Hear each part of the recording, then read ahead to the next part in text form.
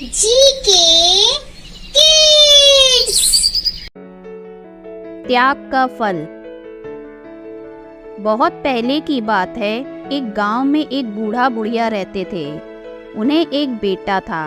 उन्होंने उसका नाम चतुर रखा था। वे बहुत गरीब थे।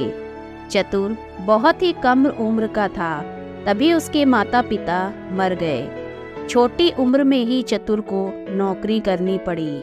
गांव के कुछ दयालु लोगों ने चतुर की मदद करनी चाहिए, परंतु स्वाभिमानी चतुर को वह मंजूर नहीं हुआ।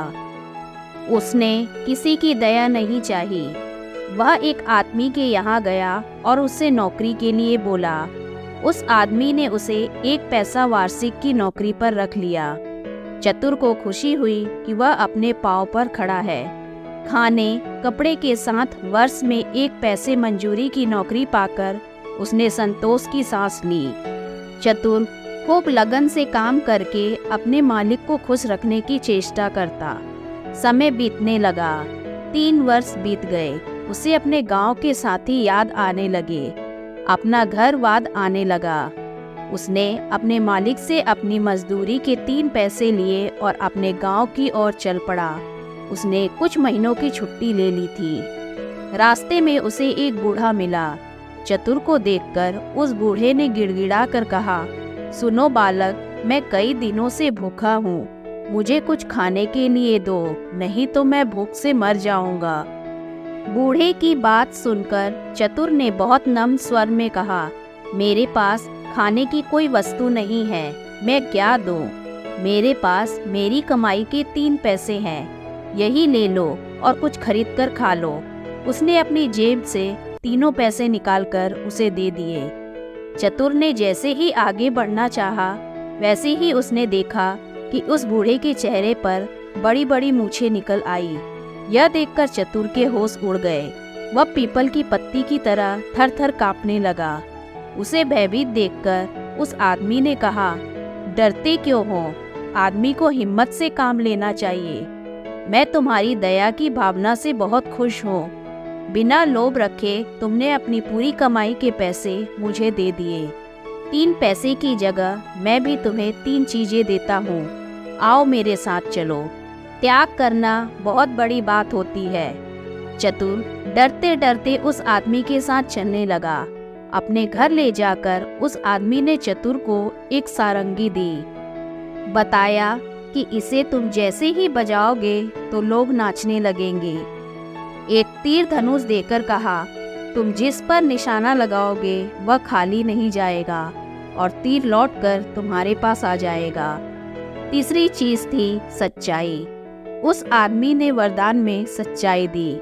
बताया कि तुम जो कुछ कहोगे लोग उसी बात को सच मान लेंगे।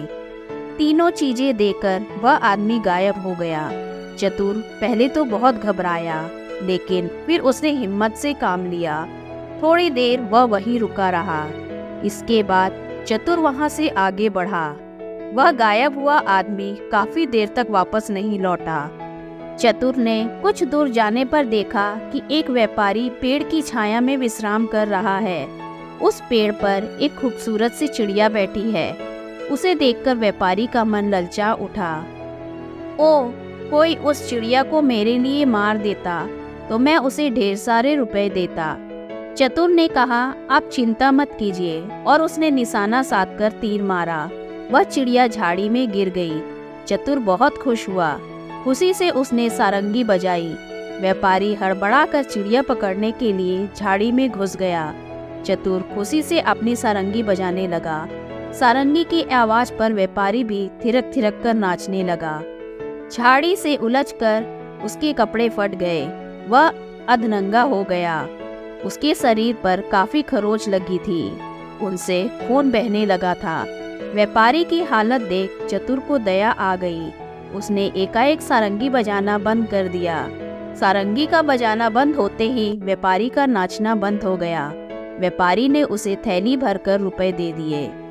इनाम पाकर वह खुशी खुशी घर की ओर बढ़ने लगा। व्यापारी को लोभ सताने लगा। हाथ से रुपए निकल जाने के कारण वह हाय हाय कर उठा। कुछ सोचकर वह चतुर के पीछे पीछे दौड़ने लगा। निकट पहुंचते ही उसने शोर मचाया, यह छोकरा सोए में मुझ पर प्रहार करके मेरी पैसों की थैली छीनकर भाग रहा है। गांव वालों, इसे पकड़ो। गांव वालों ने चतुर को पकड़कर मारा पीटा और थाने ले गए। थानेदार ने चतुर से पूछताछ की। चतुर ने बताया कि व्यापारी झूठ बोल रहा है। चिड़िया मारने के एवज में इसने मुझे इनाम में रुपए दिए हैं। थानेदार ने कहा, एक चिड़िया मारने के बदले में थैली भर रुपया कौन इनाम देगा? इनाम देने वाले के शरीर में खरोच कैसे लगेंगे? इसके कपड़े कैसे फटेंगे? चतुर जरूर चोरों के साथ का लड़का है। यह सोचकर उसने सिपाही से कहा, इसे हाजत में डाल दो। हाजत में बंद करने के लिए सिपाही ने चतुर को ले चले।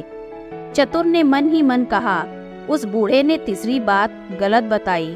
फिर सोचा, जरा सारंगी बजाकर फिर आजमाऊं। मुसीबत के समय हिम्मत खोने से काम नहीं चलेगा। वह सारंगी बजाने लगा। वहां उपस्थित सभी लोग नाचने लगे। सभी लोग नाचते नाचते पस्त होने लगे।